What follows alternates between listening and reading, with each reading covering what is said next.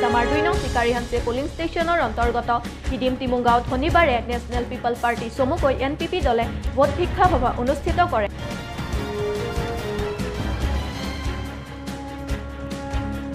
ডিফু চৰকাৰী উচ্চ মাধ্যমিক বালক বিদ্যালয়ৰ খেলপথাৰত আজি কাৰ্বি আংলং কুস্তি দাঙ্গালৰ উদ্যোগত প্ৰথমটো ইণ্টাৰনেশ্যনেল কুস্তি দাঙ্গাল খেলখন অনুষ্ঠিত হৈ যায়।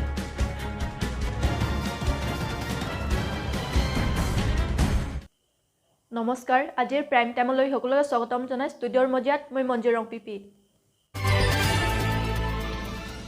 ডিচামাৰ 2 নং চিকাৰীহাঞ্চে পোলিং ষ্টেচনৰ অন্তৰ্গত হিডিম টিমুংগাঁৱত শনিবাৰে নেশ্যনেল পিপল পাৰ্টি চমুকৈ NPP দলে ভোট ভিক্ষা সভা অনুষ্ঠিত কৰে।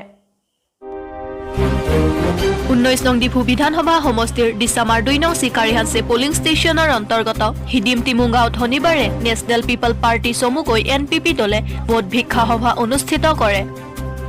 মনিৰাম টিমুং আৰু ব্ৰহ্মা টিমুঙৰ নেতৃত্বত অনুষ্ঠিত উক্ত সভাৰ মূল উদ্দেশ্য আছিল NPP দলক জয়যুক্ত কৰা। মাঞ্জাৰ পৰা সঞ্জিত টিছৰ প্ৰতিবেদন News.News কাৰ্বি আংলং।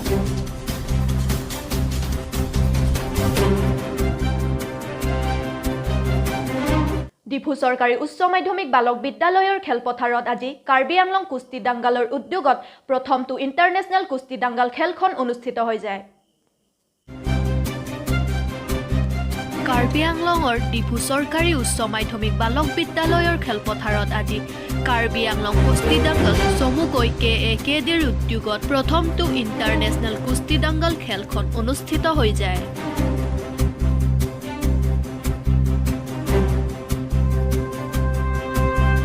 নমাটি পৰিষদীয় সমষ্টিৰ বিভিন্ন প্ৰান্তত APHLC দলে ভোট ভিক্ষা সভা অনুষ্ঠিত কৰে। অসম বিধানসভা নিৰ্বাচনত প্ৰতিদ্বন্দ্বিতা কৰিবলৈ APHLC দলৰ প্ৰাৰ্থী সুৰেন ক্ৰামছা কেন্দ্ৰীয় সমিতিৰ APHLC দলৰ সাধাৰণ সম্পাদক চাৰ্কিৰি ৰংফাৰৰ নেতৃত্বত উক্ত সভাটি অনুষ্ঠিত কৰা হয়।